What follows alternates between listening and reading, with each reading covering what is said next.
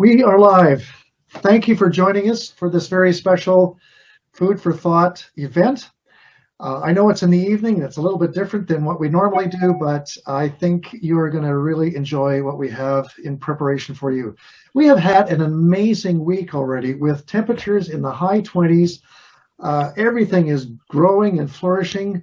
It's significantly different than it was last year at this time, and I'm so grateful for that. Anyway, we will introduce our guest speaker later on, but to start off, I'd like you to pause with us for just a few minutes as Christine Simpson, who's on our ministry leadership team, will lead us in a bit of a devotional. But before I do that, let me just introduce the people around the circle here for us. Our seniors ministry leadership team involves Christine Simpson, Don and Deborah Riley, Kathy Pickford, Sherry Schultz, and then Adam Knowles, who's the site pastor at the Kitchener site, and myself, who's a seniors ministry pastor at the Waterloo site. We have a couple of extra guests who are joining us as well.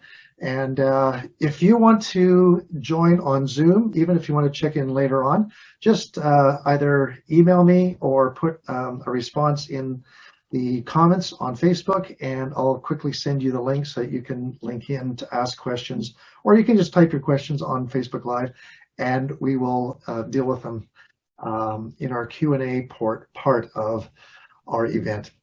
Well, without further ado, Christine Simpson, why don't you lead us in a bit of a devotional and opening prayer. For my devotional tonight, I have chosen 2 Corinthians 5:17. The New International Version says, "Therefore, if anyone is in Christ, the new creation has come. The old has gone, the new is here." But in the Message translation, it makes it a little clearer. Because of this decision, we don't evaluate people by what they have or how they look. We looked at the Messiah that way once and got it all wrong. We certainly don't look at him that way anymore. We look inside, and what we see is that anyone united with the Messiah gets a fresh start, is created new. The old life has gone, the new life emerges. All this comes from God, who settled the relationship between us and him, and then called us to settle our relationships with each other. God put the world square with himself through the Messiah, giving the world a fresh start by offering forgiveness of sins. God has given us the task of telling everyone that what he is doing. We're Christ's representatives. God uses us to persuade men and women to drop their differences and enter into God's work, making things right between us. We're speaking for Christ himself. Become friends with God. He is already a friend of ours. In a short time, we'll be hearing from Christine Gilhuly. Christine will be our guest speaker. She is a member of the KW Horticultural Society, and we'll be talking about, her title of her talk is The Joy of Change, through pictures and conversations. This past year, we have all gone through a very difficult change and unusual change. The COVID-19 has forced us to isolate ourselves from everybody. We're not allowed to see family or friends, and even strangers. We have to keep at a 6-foot distance. Lots of us have experienced loneliness and even depression and anxiety. Because since April was Mental Health Month, WMB invited Dr. Grant Mullen to talk to all of us. Dr. Mullen explained that the human being is affected by his surroundings, his thoughts and impressions of what is happening around him. We are made of 3 parts: the body, the spirit, and the soul. The spirit is where Satan can influence our thinking, where he can attack us. The soul is our personality and is formed by our experiences and our memories, whether good or bad. It's our baggage that we carry around with us. And the body reflects all these thoughts and our feelings that we have. After more than a year of isolation, It's no wonder that our thoughts have become mostly bad. We feel discouraged, we feel isolated, we feel out of control and even angry. We lose hope and we think this will never end. Sometimes not even prayers help. We ask questions like, has God abandoned us? Has he forgotten about us?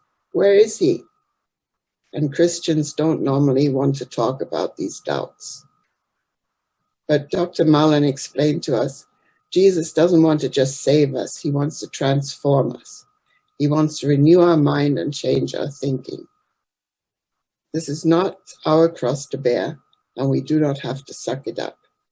We can choose to give Jesus permission to set us free. And we can do that by first forgiving ourselves for having for listening to these false messages, and then by repenting for the doubts that we have allowed to cloud our minds. This might not be easy. We might need a good friend, a pastor, or even a counselor or doctor to untangle all these lies that we have believed and all these false conclusions that we have made. But once these lies have been removed and God's truth has been able to renew our minds, we can be the new creation that God seeks. And now let us pray. Father, we worship you and bring you glory. We also thank you for the light at the end of the tunnel. The vaccines have brought us brighter thoughts. We all look forward to the days beyond the lockdown, when we will be able to visit family and friends again. These past weeks have tested us and been a hard lesson for most. We ask for your forgiveness for the sinful thinking and the disobediences some of us are guilty of.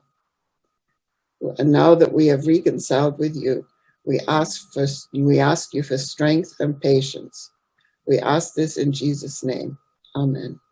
Okay, so I'm very happy to introduce our guest speaker for tonight. It's Christine Gilhuly. I have known Christine for 10 years since we started working together at the Lee Valley store together. At Lee Valley, customers expect us to be knowledgeable about all the products that we sell. In order to assist customers, we defer to one another depending on our own areas of expertise. Among other things, Christine is an invaluable resource for all things gardening. She has been a member of Master Gardeners for 14 years. Before COVID, she hosted gardening workshops. At the time, I didn't know beans about beans, so I took one of her 8-session workshops. It has been hugely educational, hands-on, and enjoyable to learn. Christine and her family have lived in Waterloo for 16 years. She is married to John, who is a master composter. They just celebrated their 30th anniversary, and they have 4 adult children. Welcome, Christine, and thanks for being here. Thank you for inviting me. I'm glad to be here. So a few words before we get going. I just wanted to talk a little bit about the Master Gardeners. So it's a volunteer organization, and we're dedicated to sharing our gardening knowledge with the public. There's groups all over Ontario, and I'm in the Kitchener group, and we have about a dozen people in our group, and we all just like sharing our knowledge. So as Gareth said, we're going to address any questions at the end. I have a lot of pictures to go through, and I've labeled some of them with plant names, but I can certainly go back if we need to figure out what something is afterwards. So a little bit about the history of our garden. So we moved here in 2005, and the previous owners were my in-laws, actually. So the garden was mostly set up by my mother-in-law, who's also a master gardener. So we have a lot of really unusual plants in our garden. There've been a lot of changes since we moved here, but there's also been changes since last year. The garden is always changing and evolving, and that's part of what I want to talk about tonight. So the pictures I'm going to show tonight have been taken throughout our whole history with the garden here, but I've tried to arrange them in an order of how things bloom, so from early spring until late fall. And basically it's a virtual tour of my garden through the year, and it changes dramatically from week to week, so it's very exciting. Anyway, I'm going to get started on the slideshow. So we start off with winter, which seems not that long ago, but today's summer. So I like the snow, but it's always exciting when spring comes. So one of the first plants that we have to bloom is called Aranthus, and as you can see here, it's coming up and the snow isn't even melted yet, and we've got flowers blooming, and they will actually melt snow around it so they can come up through. So that's one of the first signs at our house that spring is here. And then the little crocuses start coming up right through the old leaves and whatever's just laying around.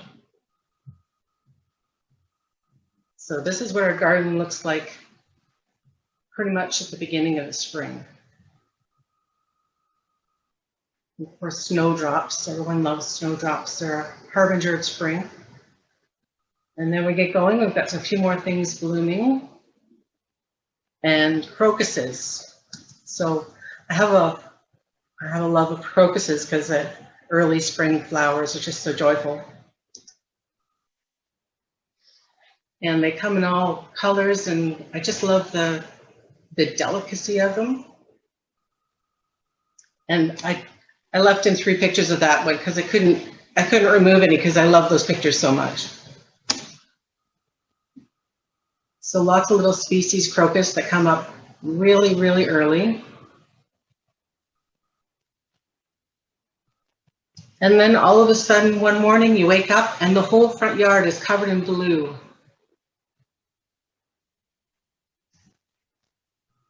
So these are called Glory of the Snow, and they're a small spring bulb. And like I said, just one morning you wake up and everything is blue, and it's just, we have people walking along the street and they'll just stop and stare because we know that spring is here.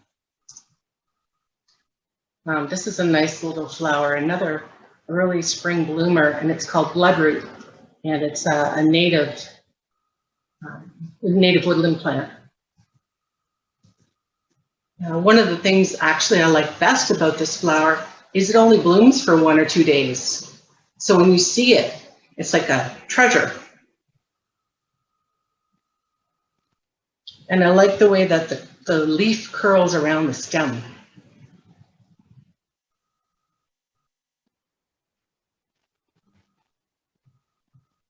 Now we get into some small tulips. This is actually a tulip. And then there'll be another view of the garden. More things are blooming. It just starts to open up. Hellebores.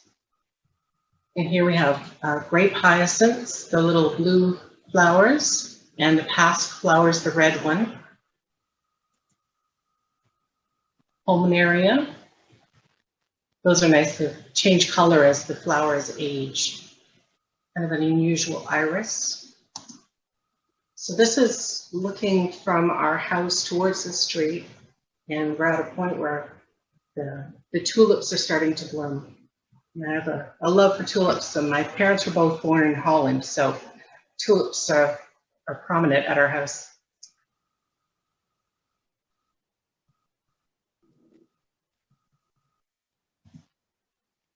So in the foreground is an interesting plant. It's a fern-leaf peony, and it just keeps getting bigger and bigger. It's about 2.5 to 3 feet tall, but keeps getting wider. So I actually divided some of it off, but it's quite a lovely thing when it's blooming. So top-down tulips. Sometimes you just have to take a different view of something. I like the motion that picture shows. It looks like the flower bud is twirling around. And this is another tulip. Don't know all the names of the tulip, but I just love all the different shapes of them. Another tulip.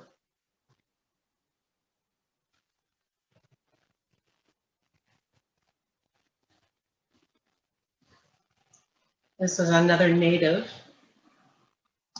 This is the trout lily, another woodland flower. And there's our pasque flower again. I take a lot of close-up shots because when you look at a flower, sometimes you don't take the opportunity to look at the detail of it. And I just love how fuzzy these plants are. Grape hyacinths again. This is called leopard's bane.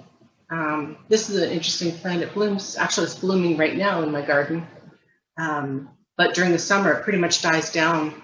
So it's a transitory kind of plant.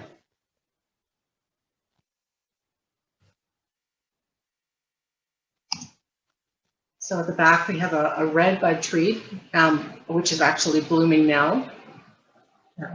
It's interesting because the flowers are along the stems of the tree, which is kind of neat. And there's looking through it, Magnolia clematis and the red bud in the background. And the flowers on the magnolia are so rich looking. Unfortunately, our tree this year was covered with buds, and then we had one of those -5 nights, and all of the buds turned brown. So we didn't have any lovely flowers like this year. But that's what happens. You can never predict what the weather's going to be, and one year we might have hundreds of blooms, and next year we might have none. Tulip in the sunshine.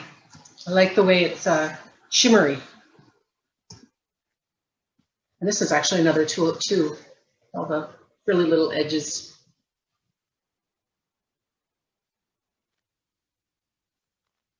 Some more tulips.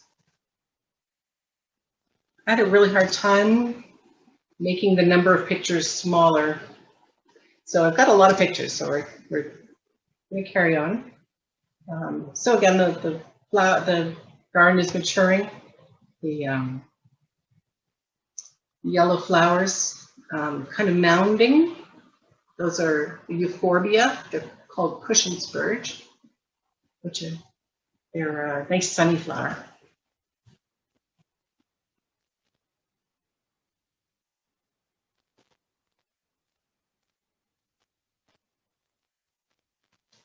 So those guys actually just finished blooming now. They have a great dark flower, Fritillaria persica.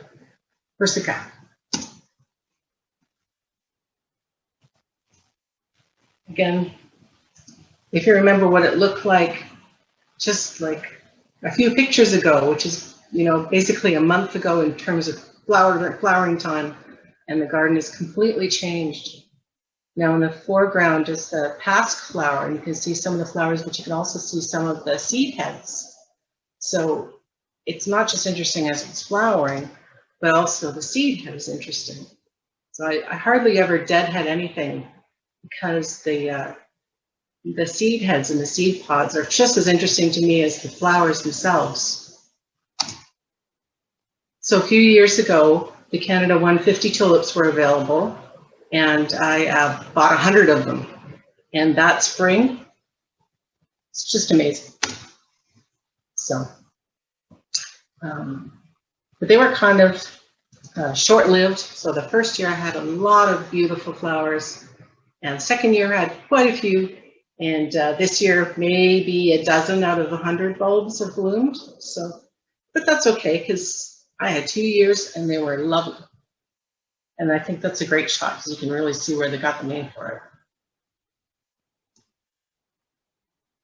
it. Another favorite of mine are irises. I have all kinds of irises. And again, the textures and the colors on the petals are something, if you're not looking closely, you might miss.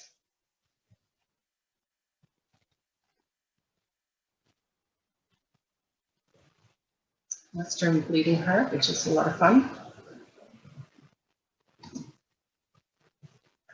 This is a heucherella. Now, this is a cross between a heuchera, which is a coral bells, which most people are familiar with, and a tyrella. And it's just a fun flower. This is the other side of my driveway. We have plants all over the place. Little Johnny jump up. Now this is my fern leaf peony when it's blooming. I have so many pictures of this because it's really hard to capture the color, but this is a really good picture of just how many blooms are on it. And that is pretty close to the color. It's almost a fuchsia color.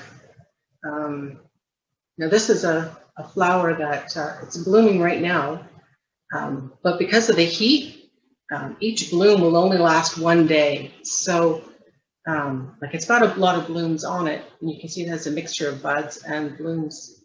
But yeah, it's glorious but short-lived.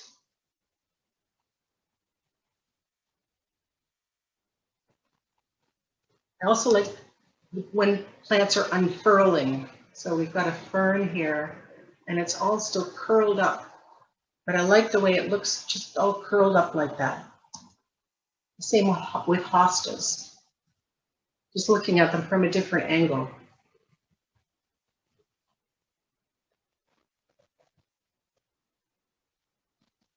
Everyone knows lilacs, but no one ever looks that closely. So this is a tree peony. So it's a shrub. So it's got woody stems all the time. But each of those flowers is 10 inches across or so. They're huge blooms.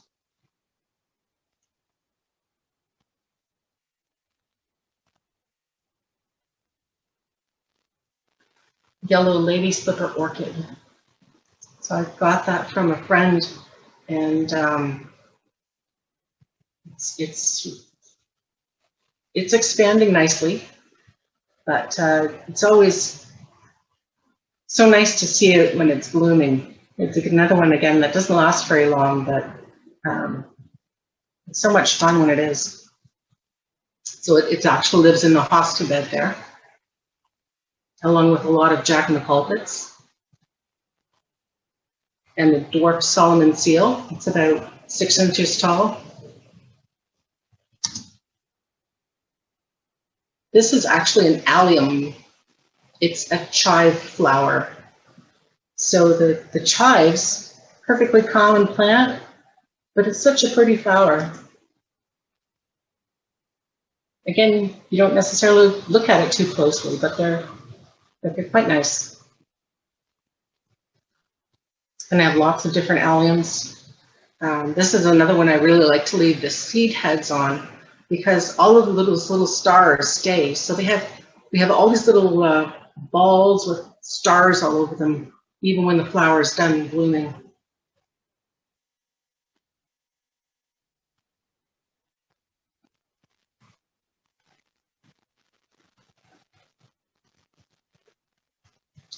So that allium, I would say that ball is around 14 inches or so. It's at least a foot across.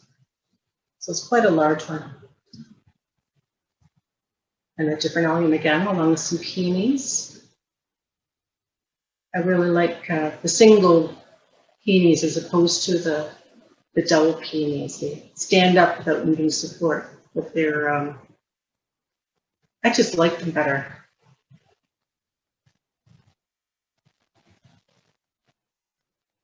Now this is a double peony, but it's an old-fashioned one. So we used to live in Georgetown, and the Dominion Seed House was around the corner from us, and they had a big field full of plants.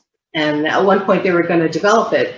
So they had a community come out and dig up a plant day. So this is an old-fashioned one from the Dominion Seed House. And they had them, they were selling them, but they were cheap because you had to go out to the field and dig up your own plants. It was a lot of fun.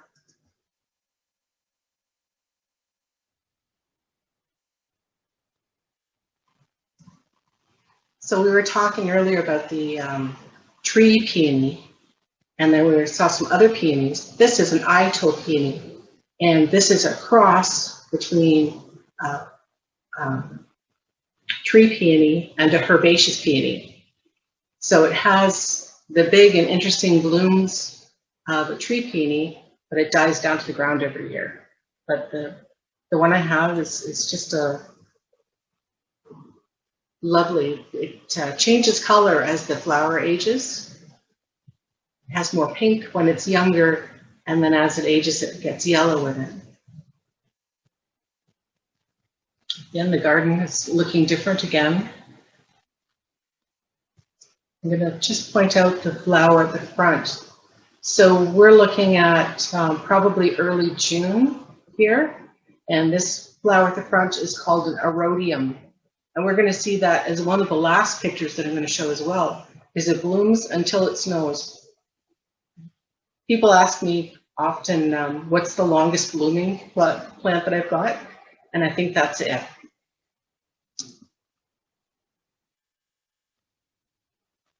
So again, the garden is looking completely different. Yes, that's a cactus. Lives in my garden all the time. Gas plant. And a close-up of the gas plant flower. And I like the way the flowers are in this picture.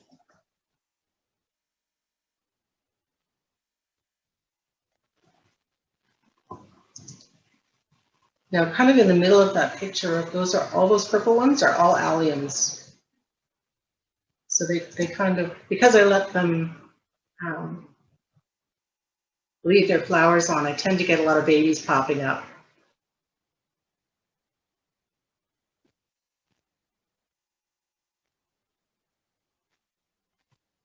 Again, the irises.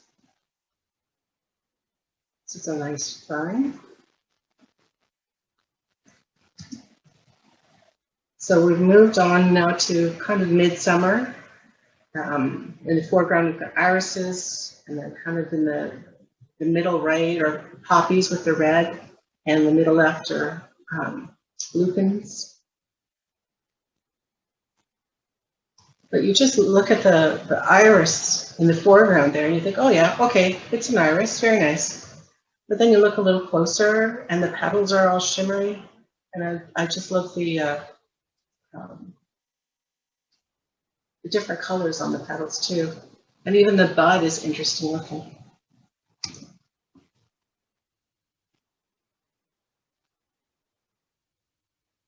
It's one of my favorite irises.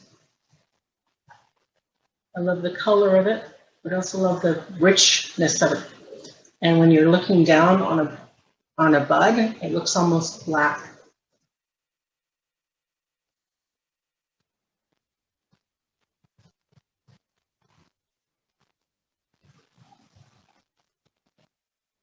This is a Japanese iris that's near the pond. A little bit different shape, but again, just fabulous colors and patterns on them.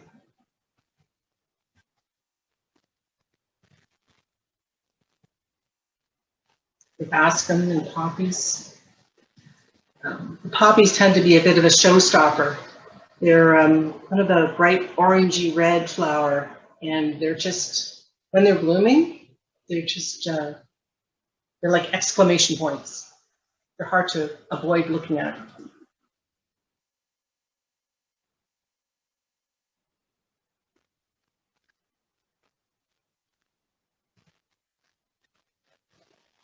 So most people are probably familiar with columbine flowers, but you hardly ever really look at the flower, and I just love the way they curl in up at the top like that.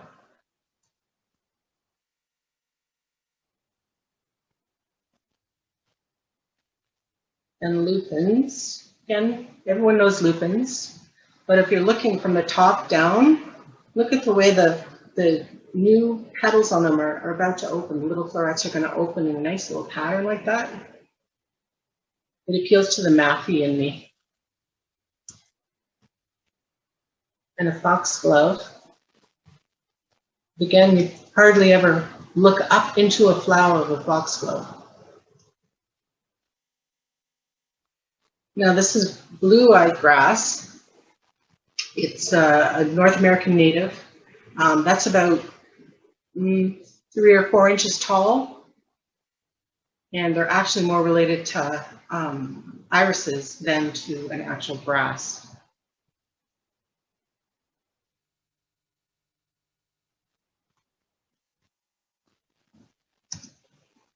Another thing that I really like is the different times of day.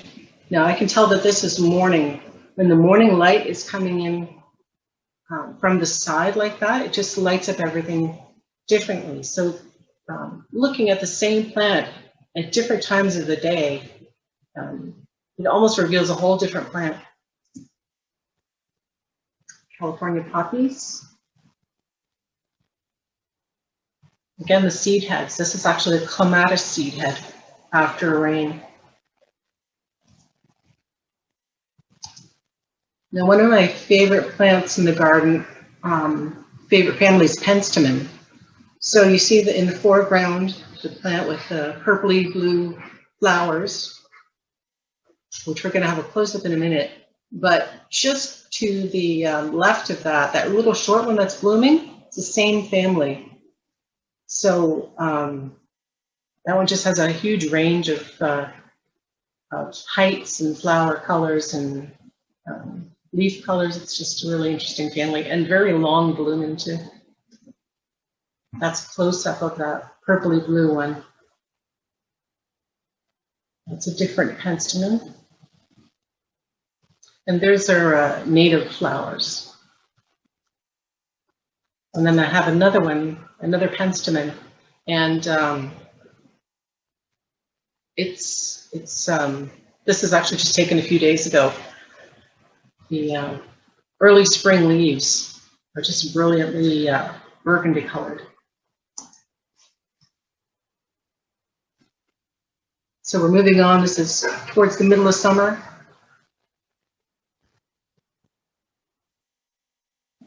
Nice daisy flower. The roses are starting to bloom. I don't have a lot of roses. When I moved in, there were dozens of rose plants, but I've managed to kill most of them, so yay for me. The only ones that have survived are the ones that don't need any tender loving care. So if they're hardy, they've survived. Now, talking about something that doesn't need any care, this is my cactus. In the wintertime, all those pads are crushed down by the snow. So in the spring, you look at it and the whole thing is flat on the ground. And as the spring starts to warm it up, the pads start to stiff themselves upright again. And then when it starts blooming in midsummer, it's just amazing. So each of those flowers is about 4 inches or so.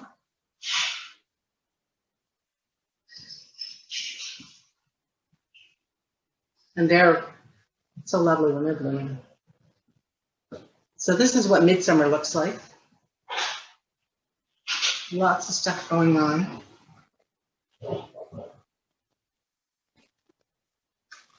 The purple cone flowers are blooming. Now this is a picture that has some roses in that are no longer with us. But other things have taken their place, and that's okay. Plants come and go, but if some of them didn't die, I wouldn't be able to buy new things. So it's always an opportunity to try something different.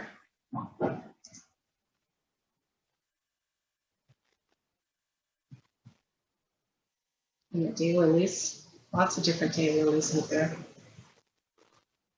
And then we got the hosta bed again. It just fills right up. There's so many different hostas. The colors on them are lovely. But I really like the textures on some of them as well. And yes, we have a pond. There's a pond.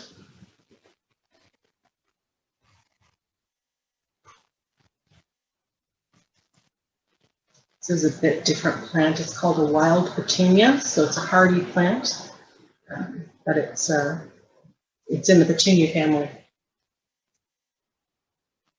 The flowers are about an inch big, not very large.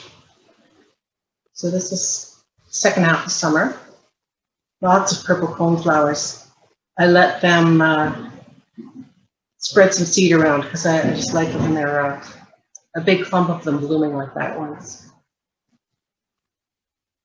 And there's some Gara with the purple coneflowers. Now in the foreground, we actually have goldenrod.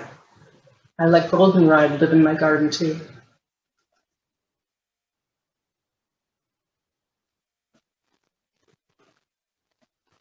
This is a different coneflower. I'm not sure the name of it. So now we're coming towards the end of summer. As you can see, I've left a lot of the spent flowers. And in particular, something like the poppy heads are interesting looking.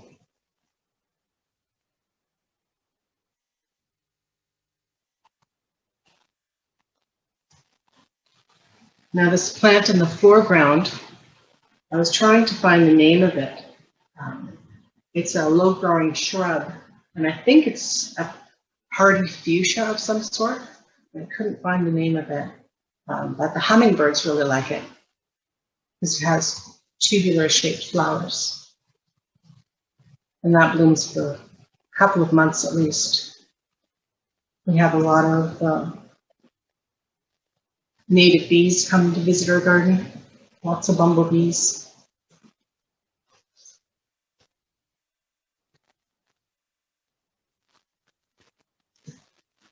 We also get a lot of rudbeckias that come and go. These tend to be a short-lived flower. So if I find one I like, I usually take the seeds and spread them around a bit, but they kind of pop up wherever they like. And I usually just let them grow as long as they're not interfering too badly with anything else. So most of them you'd see like this, where the dark orange is towards the middle. Occasionally you see them reverse, where the dark orange is at the tips.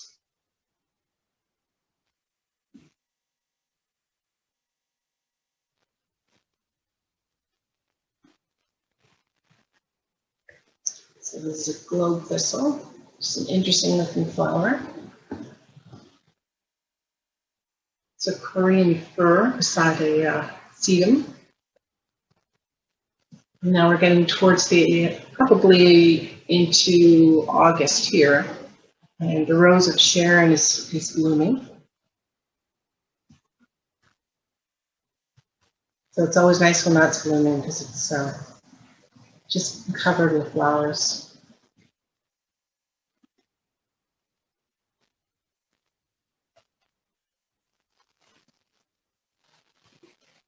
So in the foreground there, you see a kind of yellowy coneflower, and that one didn't live very long, but it was really lovely when it was around. Again, our garden changes pretty well every year. You never know what's going to survive the winter, or what the rodents have chewed, or which new seedlings have popped up somewhere. So every year it's a different garden.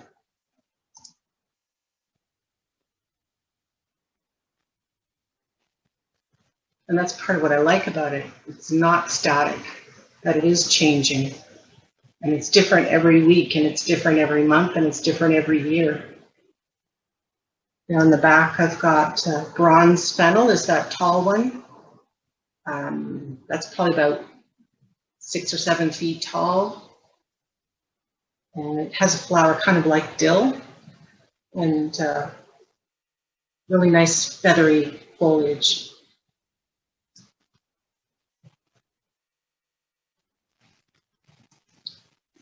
So agapanthus. So you're seeing it kind of towards the left of the screen there. Oops, and there it is kind of close up. It's a fun flower. And the agastache is licorice flavored, so we often use that leaves for tea. We have all kinds of different rudbeckias.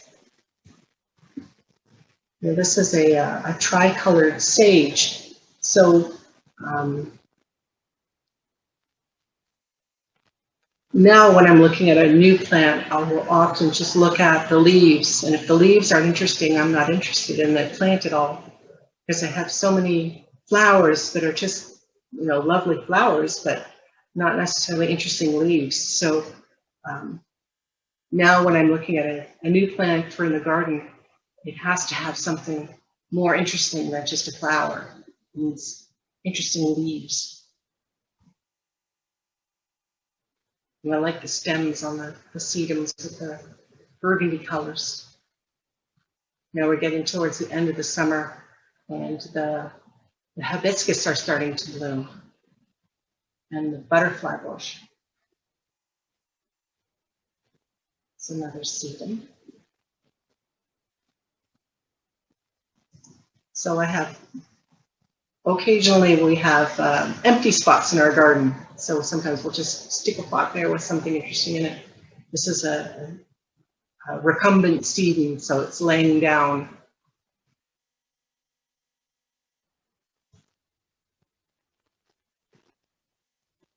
Interesting. Actually, I like the name of this one. It's Caryopteris. Sounds like it should be a dinosaur. And garlic chives, again, towards the end of the summer, when there's not really a lot blooming, the garlic chives are really lovely. So here we've got goldenrod.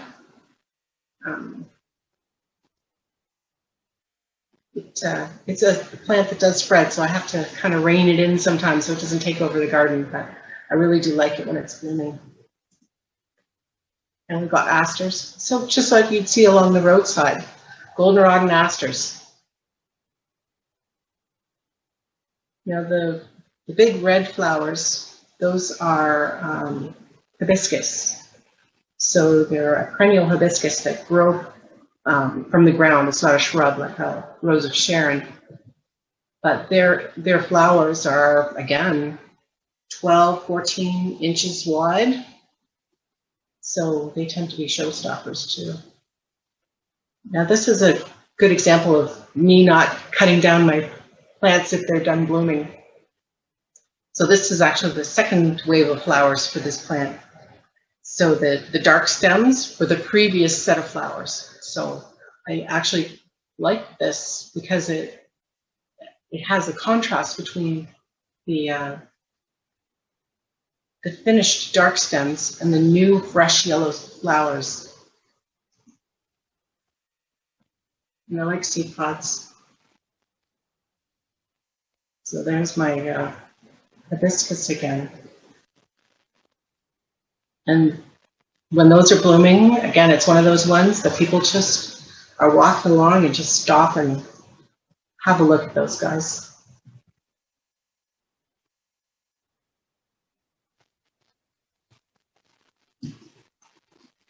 So the purple flowers kind of in the middle foreground, those are fall crocuses.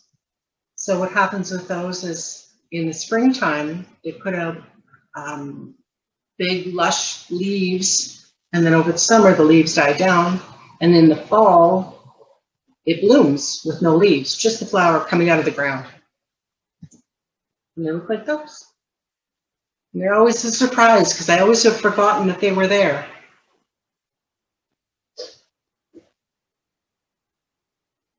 This is a nice ground cover, a really nice blue.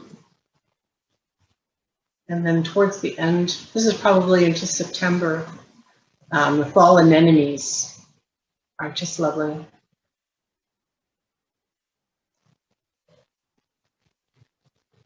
And the roses are still going. So I don't have a lot of roses left, but the ones that are survived are just so beautiful.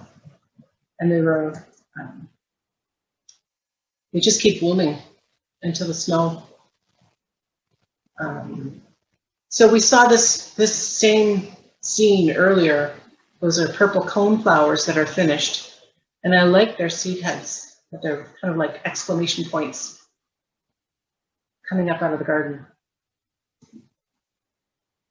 And remember earlier when I talked about the rhodium, that was the longest blooming one? And here it is. The leaves are all off the trees and it's still blooming. This is one of the few plants that I do deadhead because I know it will keep blooming forever.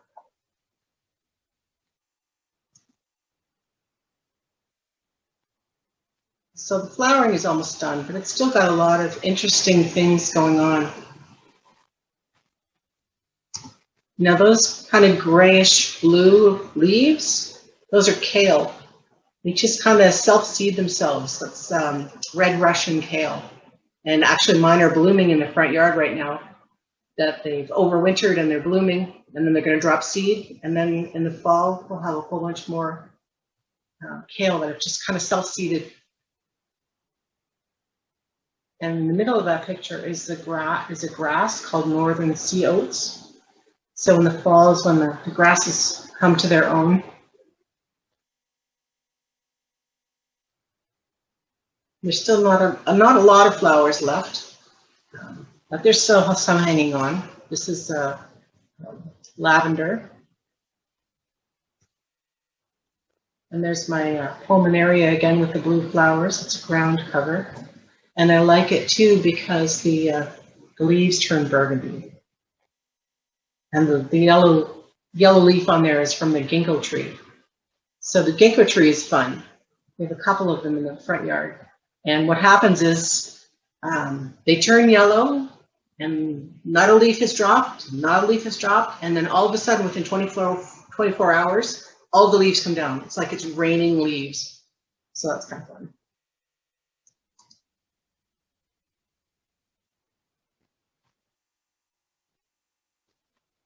And again, this is a miniature rose. Each of those flowers is about an inch across, but it keeps blooming until after it snowed. It will just keep blooming and blooming. Japanese maple. This is a toad lily. Again, into the late fall. This is probably October.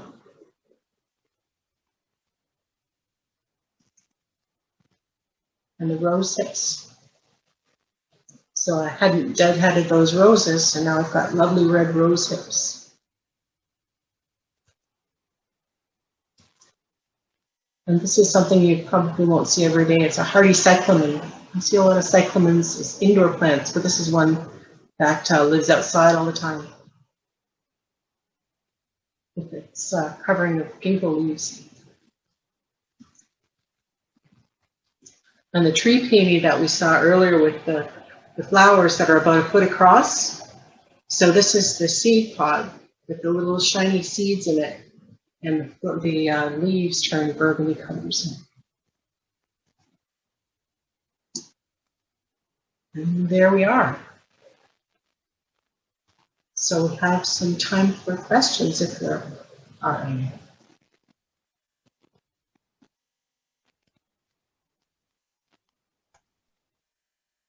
Well, thank you very much. I'm so glad that Gail is on here because hopefully she's taking notes. I'm thinking our front garden there is much smaller, but I love the combination of flowers that bloom throughout the season. And anyway, Adam, you've been keeping track of questions that have been coming in.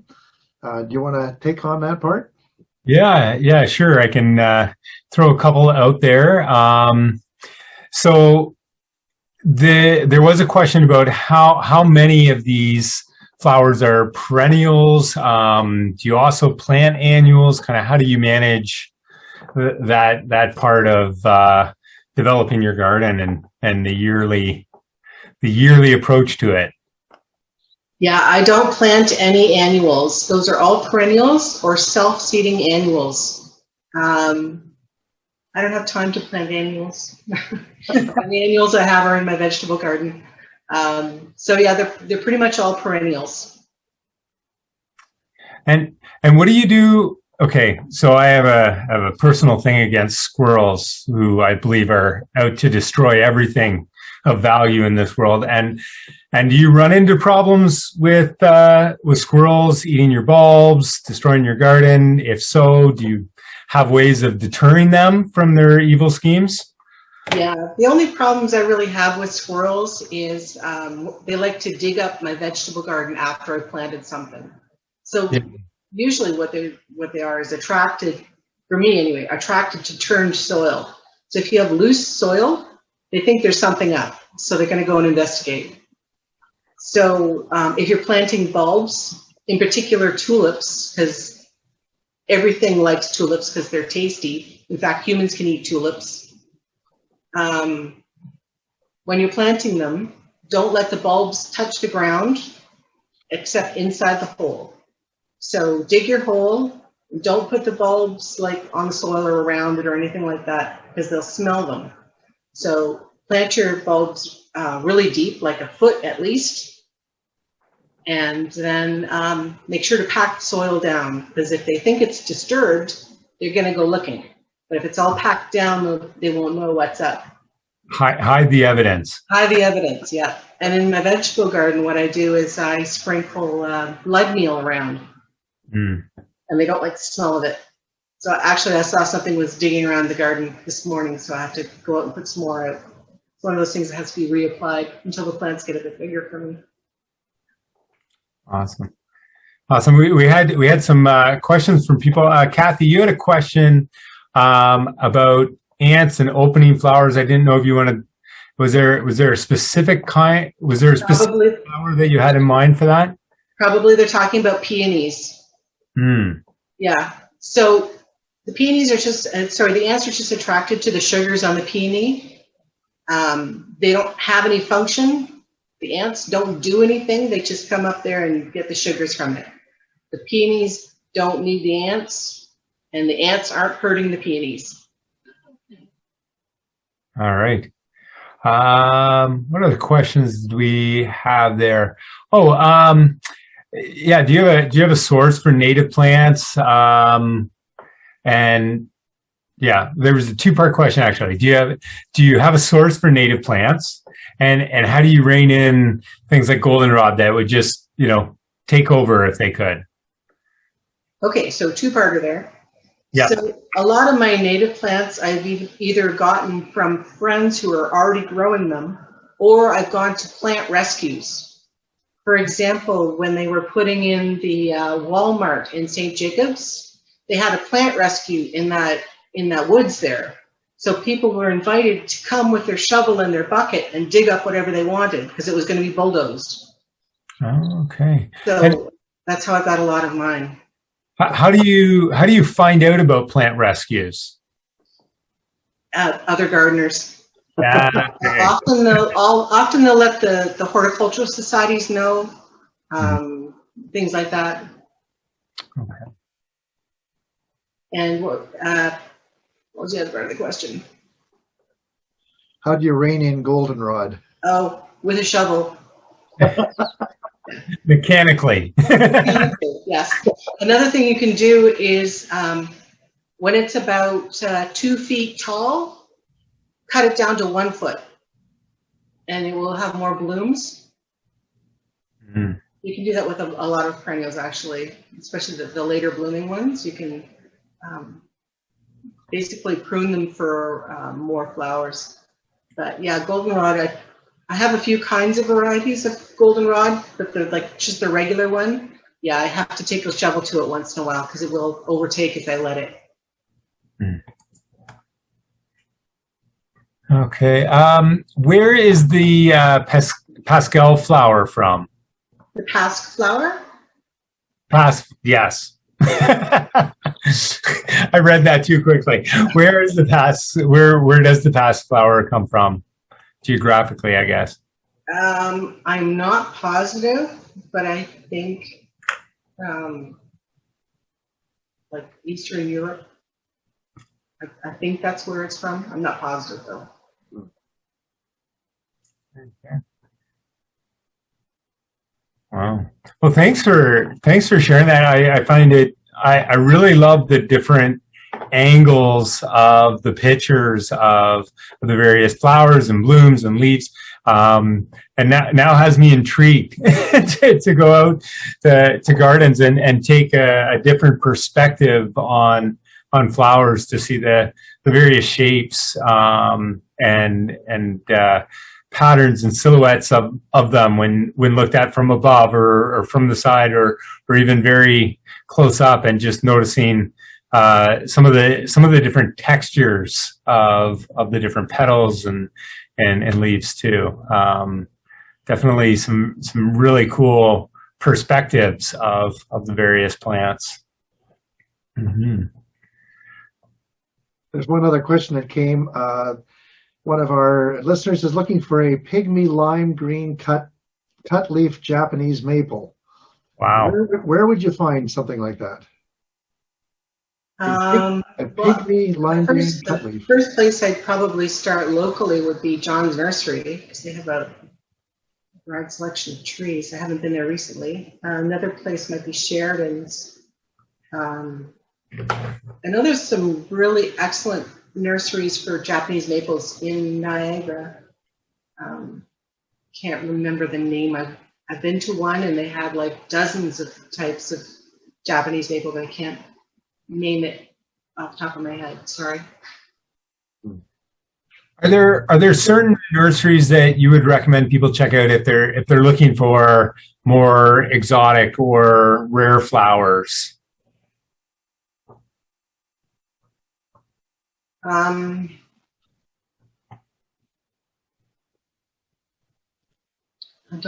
haven't done a lot of buying lately, so I'm not positive. I'm trying to think of, there's one that's kind of towards Georgetown. On Highway 7, what is that called? And unfortunately, they're going out of business towards the end of the summer, but we have always had a huge selection of things.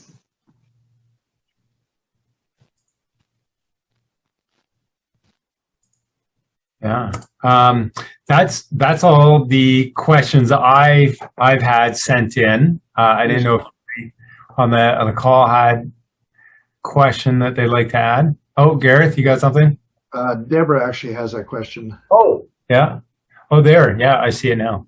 Do you want me to ask it, Deborah? Okay, great. How many of the perennials do just as well in shade or partially sunny garden? Quite a few of them will do fine in the shade. The biggest problem you'll have is there'll be less blooms, and they might be tippy. So they'll be stretching out looking for the sun. So they get kind of top heavy and start to lean over a bit. Most plants will still grow in the shade. They just won't do as well. That answer? Thanks. I have a couple of questions. One being, we live in Breslau, and we're about 5 days later than Kitchener as far as plants blooming and that sort of stuff. We tend to have quite a bit more wind than, because we have a park right beside us, and the wind just sort of comes down the street and blazes over our front garden. So there are certain things that don't seem to take very well. Are there certain plants that are hardier when it comes to wind?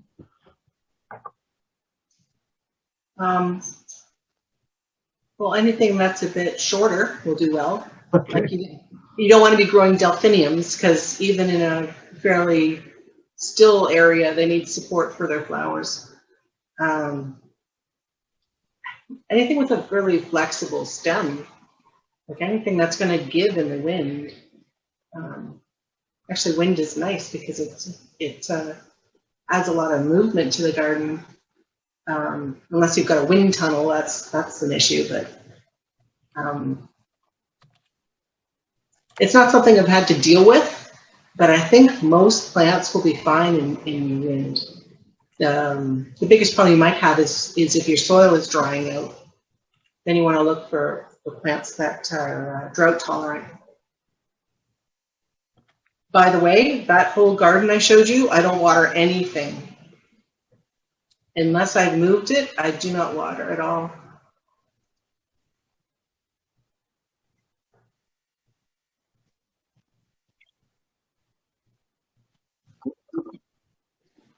Sherry.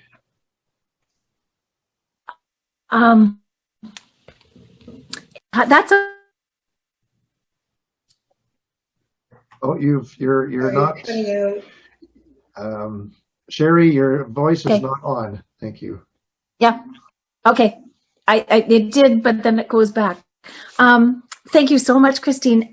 I'm amazed. You didn't have to water that garden at all, not even in the hottest, most baking days? No, no. There was one year I watered my tree peony, but that's it. 1 year, because Wow. there was like a 2-month drought, I watered the tree peony, and that was it, because I didn't want to lose No. it. Not the irises, not any of that. No, irises. You know what? I have irises that have been in a pot with no soil for 2 years, and they're still blooming. They do not need soil. That's awesome. Yeah. Wow. There was one there. I was going to ask you. I was going to ask you something else. I'm the one who asked about the goldenrod. Not friend of that root.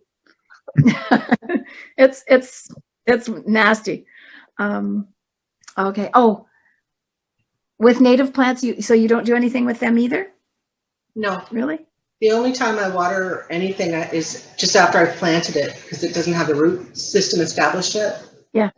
If you water things, they get accustomed to being water, and their roots are near the surface. If you don't water them, they go looking for their own. So they'll be hardier plants if you don't water them. Okay. Good to know. Yeah. Thank you. Oh, this has been so great. Any other questions, Darla or Ingrid or Gail? I know you're blanked out there, but if you have a question, feel free to unmute and ask.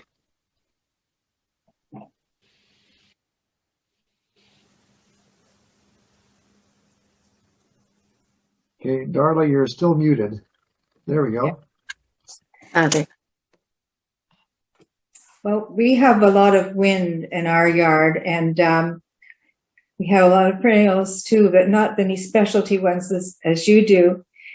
But we do water like last summer it was very hot and dry, and I have annuals. There's a little area that I can have annuals, and they have to water them. So we also water the perennials, things like Shasta daisies, and there's brown-eyed Susans. There's some, there's other shrubs too that probably need it, but I think it's maybe because of the wind we need to water and that really heavy drought spells.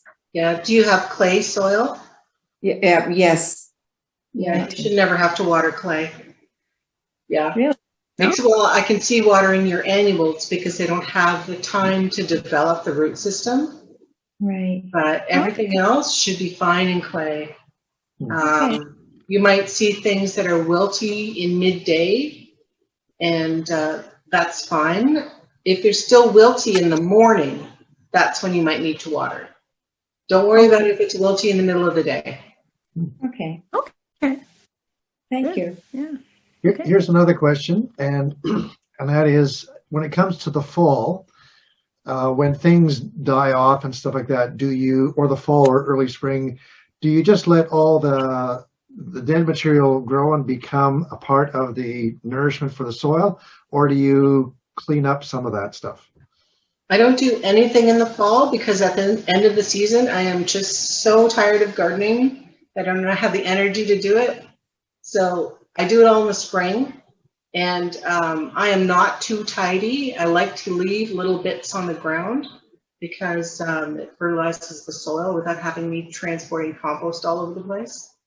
Also, when I'm, just if I'm deadheading like irises or something like that, I'll just deadhead them and then tuck them under the plant without putting them in the compost or anything. I just, put them in there. Good. Yeah, it's good for the soil not to be too tidy because you want some of that stuff to be left on the ground. And do you fertilize or mulch? So every 3 or 4 years, we'll get like 10 yards of composted manure and spread that around, and that's it. That's all we do. Okay. Cheryl, who's following us on Facebook Live, had a question about the ladder in your garden. Does that have a purpose, or is it for aesthetics, or yeah? Both of those. So my neighbor had that at the end of the road for the garbage, and they stole it from his garbage, and it's been there for 5 or 6 years now. It's got clematis growing on it, and squirrels like to sit on top and eat the nuts from the ginkgo trees and stuff like that. Yeah. Sherry. Sorry. Go Do you ahead, have Sherry. do you have any walkways through the garden? And what about clematis? Are there annual and perennial versions of clematis? And what do you do to keep them at their best? There may be annual clematis, but mine are all perennial. Okay. But yeah, I have walkways. We have a walkway that kind of goes across the front, kind of halfway between the road and the ginkgo trees. And then Okay. Yeah. Okay. and there's a grass path that kind of goes kind of up along the left-hand side of the garden and behind the ginkgo trees, kind of like halfway between the house and the garden. But that little bit of grass is all that's in the front yard. So. Okay. But yeah, we have paths through for sure. Yeah. Awesome. Go ahead. And then, do you have any advice for veggies, like certain tomato types or things that are hardier or better for our growing season? Do you have any that you highly recommend? Well, actually, I've taught, like John and Deborah will attest to this, as 16-hour veggie gardening seminar over 8 sessions. So Okay. yeah. Okay. There's a lot to talk about with veggies. In terms of favorite tomato plants, my favorite is black cherry tomato. It's called black cherry.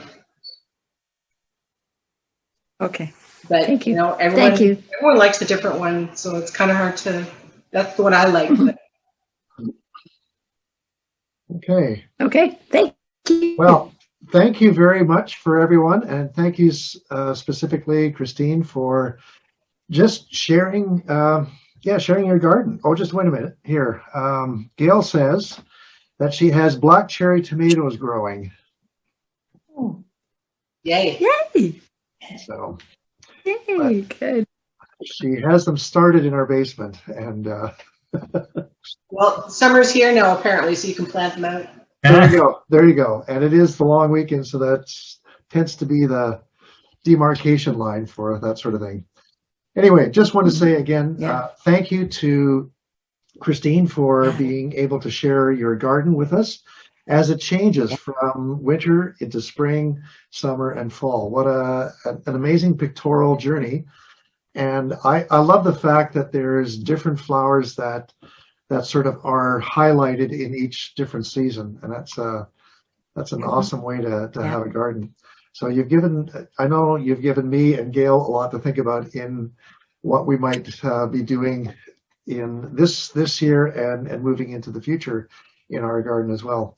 For those of you that have joined us on Facebook Live, thank you so much for being a part of this Food for Thought event.